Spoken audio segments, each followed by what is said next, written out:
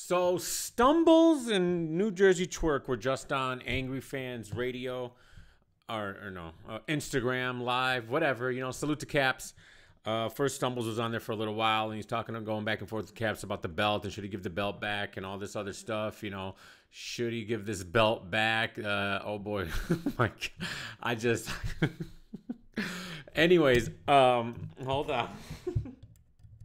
So New Jersey Twork shows up to the live, saying that, Snake Eyes should have kept his hands to himself and this, that, and the other, kind of backing up Stumbles and the whole situation. Stumbles feeling like the whole battle rap community is against him, well, mainly Surf and Clean and them talking crazy, saying it was all Stumbles' fault, and they're not really putting any blame on Snake Eyes. His point of contention is Snake Eyes jumped in his face immediately, put his hands in his face first, and he touched him first. And, if you kind of look at the tape, Snake Eyes did touch him first, got in his face. I know Stumbles was in his face as well, but it was something. So anyways, we all know that Snake Eyes and Twork are supposed to battle April 8th on Midnight Madness, and Snake Eyes doesn't want to have it for the belt. This is prior to the fight. Says, I'm not putting the belt up. I'm not putting the belt up. You don't deserve a shot at the belt. And I kind of agree, because I don't think Twork did at that point deserve a shot at the belt after his performance against Real Name Brandon and KCJ and Swamp and Surf, all the countless numbers of chokes he's had throughout this horrible 2022 and 2021 that's that New Jersey Twork, the wide buckle, has had. But he came up there and said, since you got the belt, and it is the hardcore belt, which in wrestling could be defended anywhere, 24/7, taken anywhere. So technically, I would say, if we're going to make battle rap wrestling, and we're going to have belts, and we're going to have hardcore belts, I think Stumbles is actually the champ right now. He has the belt, regardless of how he took it. He has the belt. So Twork said that, what? I'll call Surf right now. Cancel that Snake Eyes battle on the 8th, and I'll battle Stumbles for the belt at Midnight Madness on April 8th. And with all that being said, I support this. Yes, I support. It's the hardcore. If it wasn't the hardcore belt, if it was the War Dog belt, or if it was any other belt, I'd be like, meh.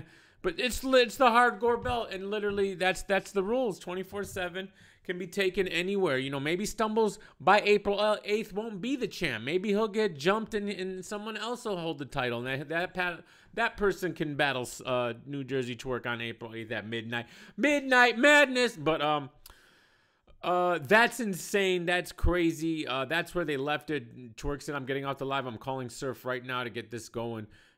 All right, cancel the Snake Eyes battle, because he doesn't want to even put up the belt. Snake Eyes, you don't even have the belt to put up. So honestly, I don't even think Snake can put up the belt. I know he's supposed to battle Cortez, and but okay, let's say Cortez wins. But Snake Eyes doesn't have the belt to pass over. Cortez 3-0. He doesn't have the battle to give him the belt. So honestly, if Stumbles is keeping the belt, that means to me he's the champ. And if he's the champ, that means that Snake Eyes can't defend it against Cortez or Twork. And if Twork wants to battle Stumbles and he beats Stumbles, then he can relinquish the belt. I think that's fair. I'm sorry, you don't. Possession's 9/10 of the law. This is so ridiculous. It is so ridiculous. Just thinking about it, right? Thinking about it. But let me know. Y'all agree? Y'all disagree? It seemed like a lot of people in Caps' comments were against Stumbles, saying he's corny for stealing the belt. Like, a lot of people seemed they were on Snake Eyes' side. Looking at this objectively, I don't know, man. Honestly, it just doesn't make sense to me that we're putting all the onus on Stumbles here, when Snake Eyes is the one who initiated contact. He was the one in his face, calling him a crackhead, calling him all this other stuff. I know Stumbles was in his face too. I get it. And should his man stole off on him like that? Probably not.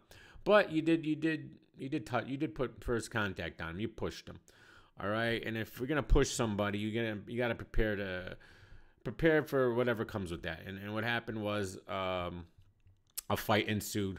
11-on-2, whatever it was, Tony Bro and Snake versus them.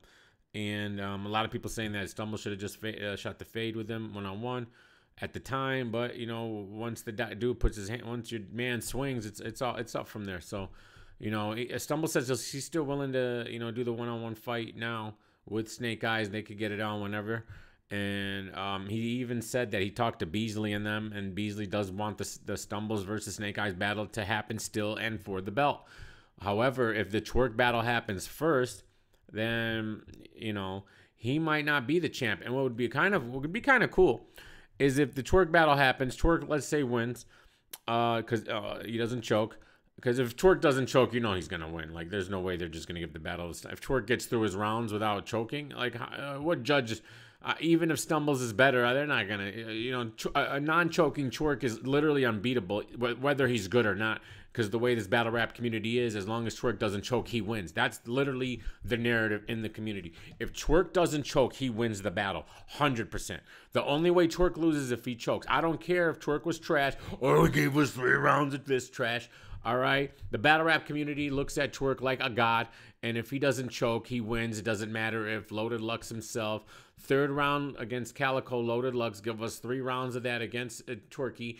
Twork wins because Twork is the golden boy when he's not choking. So if Twork doesn't choke, he wins the belt. And then that would actually set up a fire battle against Snake Eyes. And actually Twork could say, I'm not going to battle you for the belt since you weren't going to battle me for the belt. And then we can get petty all day long like that. But it would be a fire battle for the belt. Twork takes the battle. Imagine Twork takes the belt from Stumbles and then battles Snake Eyes, bro. So that might be the death nail in Snake Eyes' career. Because that's just the optics of that is crazy. So you got jumped, belt taken from you, didn't get the belt back. Twork takes the belt from the guy that jumped you, all right, and then beats you. Tony, bro, you better figure out your management and how you guys want to move at this point, because you guys are walking a very thin line, all right? 2 weeks ago, Snake Eyes was riding high, had that belt, was doing his Ric Flair promotion.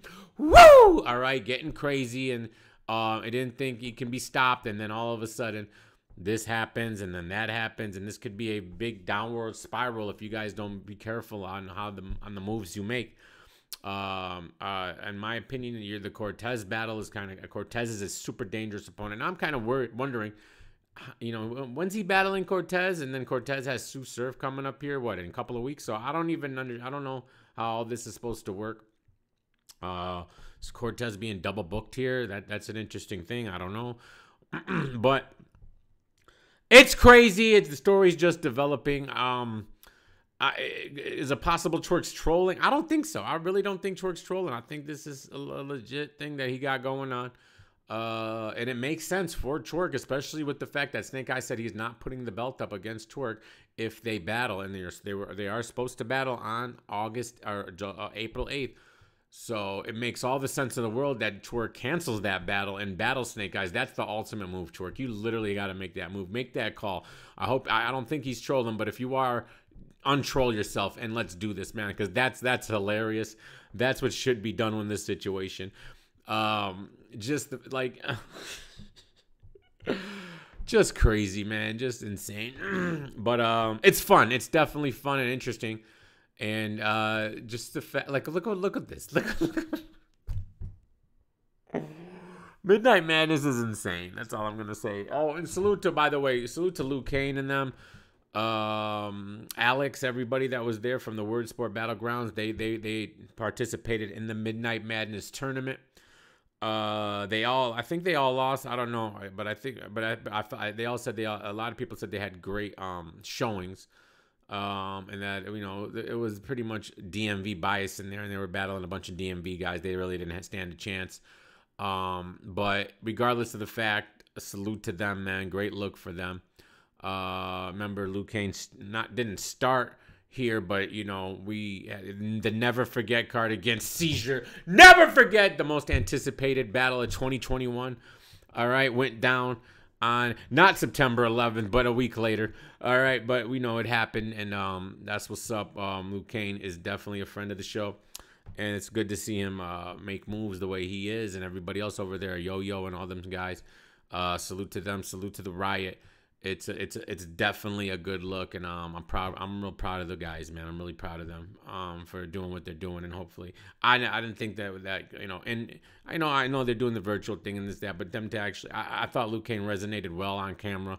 especially in the little clips that I saw of Midnight Madness. That it seemed fire to me. So salute to them, man. Very, very proud of the fellas. So let me know what y'all think, man. Is this a good move? Should New Jerzey Twork be doing this? Should Stumbles be doing this? What's with Snake Eyes? What's happening here? Should this be the route to go? I say yes. I say yes. New Jerzey Twork, Sue Surf, set it up. Love you guys. Peace.